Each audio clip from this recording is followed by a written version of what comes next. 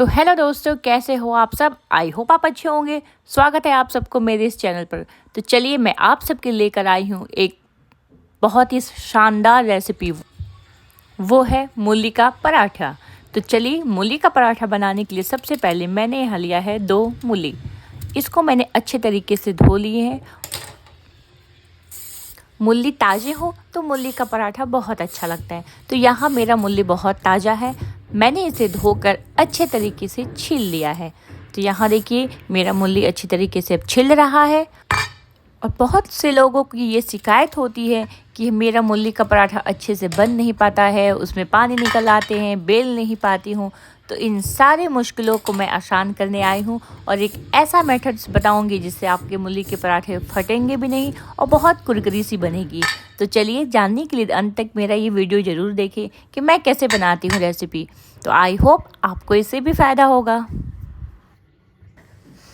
तो यहाँ हमारा मूली अच्छे से धोकर छील चुका है और अब इसे कर रहे हैं हम कद्दूकस। तो अब अपने मूली के साथ साथ मैंने लिया है यहाँ पर 1 प्याज जिसे अच्छे से धोकर छील लिया है, 2 हरी मिर्च और लहसुन की कुछ कलियाँ। सर्दियों के समय में खाने को कुछ नया नया मिले ना तो बहुत अच्छा लगता है, और ख़ासकर मूली जो सर्दियों के समय में ताज़े मिलते हैं। वैसे तो मूली हर समय मिलता है, लेकिन सर्दियों के समय में क्या है ना, ताज़ी मूली मिलती है। तो इससे अगर मूली का पराठा बनाते हैं ना तो बहुत ही क्रिस्पी और बहुत ही अच्छा लगता है।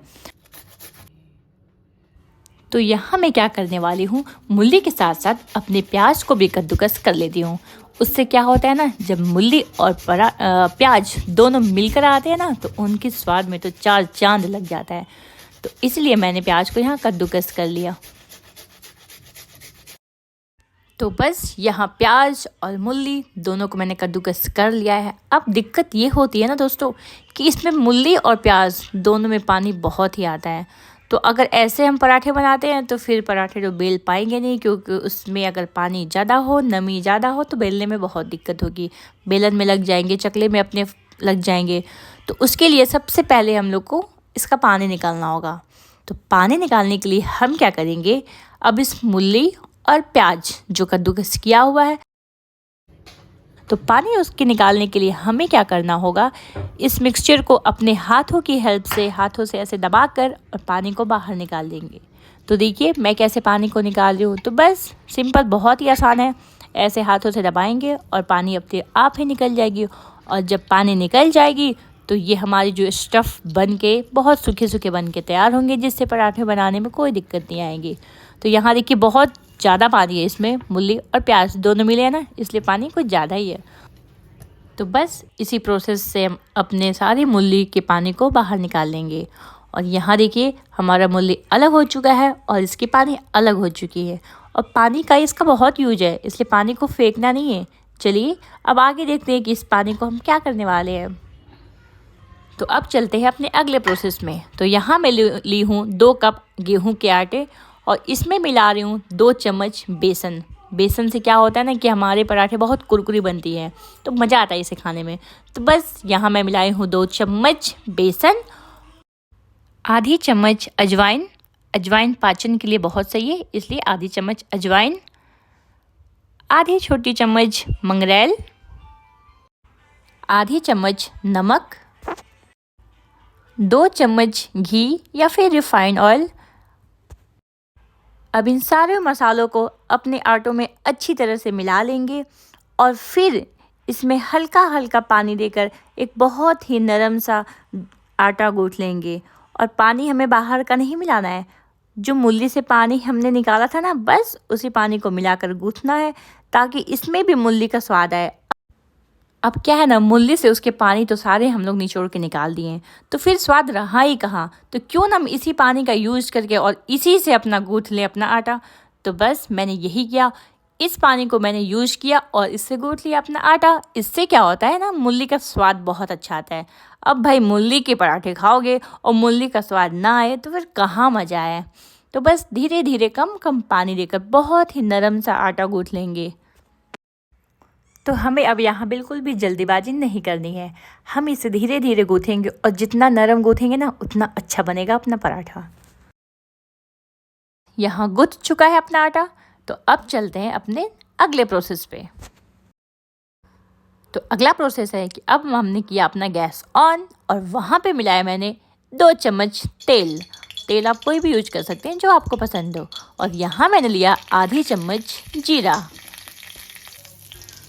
और अब यहाँ मैं ले रही हूँ लहसुन की कुछ हरी पत्तियाँ। आपके पास ना हो तो कोई नहीं, आप स्किप कर देना।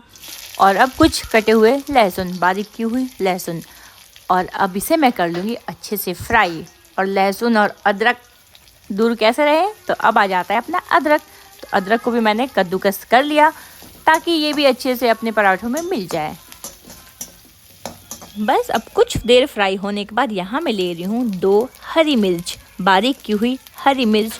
और कुछ देर भुनने के बाद अब हम अपने मेन मसाला मिला रहे हैं और वो है अपना मूली। तो अब इस मूली को इनमें तेल में मिला के इसे फ्राई कर लेंगे। और याद रखें, बहुत ज़्यादा देर तक नहीं फ्राई करनी, नहीं तो फिर ये सब्ज़ी बन जाएगी। बस उसके बाद मैंने मिलाया अपने कुछ मसाले जैसे कि हल्दी, गरम मसाले, धनिया पाउडर। और एक बात का ख़ास ध्यान रखेंगे और वो ये है कि इसमें नमक अभी नहीं मिलाना है, क्योंकि अगर आप अभी हम इसमें नमक मिला देते हैं तो फिर ये मूली अपना पानी छोड़ देगा और जिससे पराठे बनाने में बहुत ही मुश्किल हो जाएगी। तो बस यहाँ सिर्फ मैंने मसालों से ही भूनकर अपना स्टफ़ तैयार किया है। नमक हम सबसे लास्ट में ऐड करेंगे और वो जब मसाला गरम था, अपना मूली का ये स्टफ़ गरम था, तब मैंने नमक नहीं मिलाया था। कुछ देर बाद नमक मिलाकर इसे अच्छे से चलाकर मिक्स कर लिया। तो बस अपना 2 मेन काम हो चुका है, वो पहला आटा गूँथना, दूसरा मूली फ्राई करना।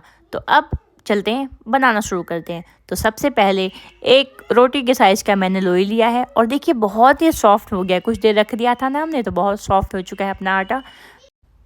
तो अब अपनी इसे उंगलियों की मदद से इसमें गोल करके स्पेस देंगे जिससे अपना मूली स्टफ़ जो तैयार किया था वो आ जाए और इसे भरकर मस्त पराठा बनाएंगे।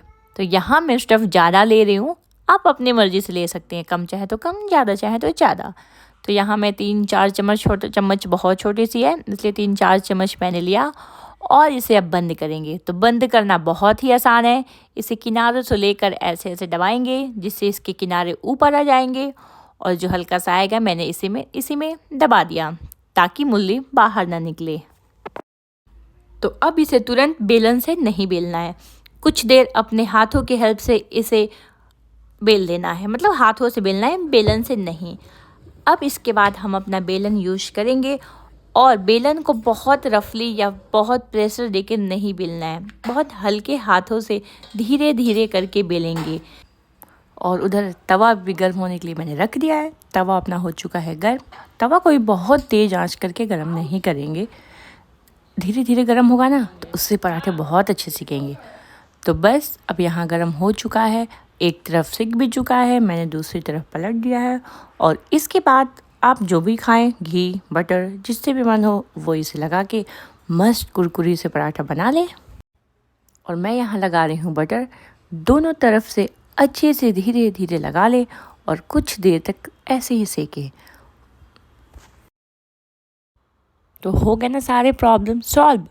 यहाँ हमारे पराठे फटे नहीं, अच्छे से फूल भी गए और इसमें मैंने अजवाइन वगैरह मिला दिया था तो पाचन के लिए भी बहुत सही है। तो और दिक्कत क्या है, ऐसे ही बनाए और ऐसे ही खाए। कितना आसान था ना बनाना।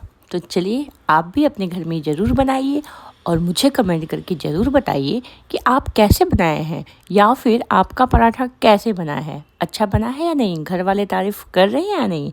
मेरे तरीके से बनाएंगे तो सब तारीफ़ करेंगे। तो और इसको सर्व कर ले सब्जी, हरी चटनी, सॉस, जिसके साथ भी। बच्चों को सॉस पसंद है इसलिए मैंने सॉस भी रख दिया और परिवार वालों को खुश कर दे खिलाकर। और अगर आपको मेरी रेसिपी अच्छी लगी हो तो मेरे इस चैनल को सब्सक्राइब भी कर देना। सो थैंक यू, मिलते हैं अगली रेसिपी में, तब तक अपना ध्यान रखें।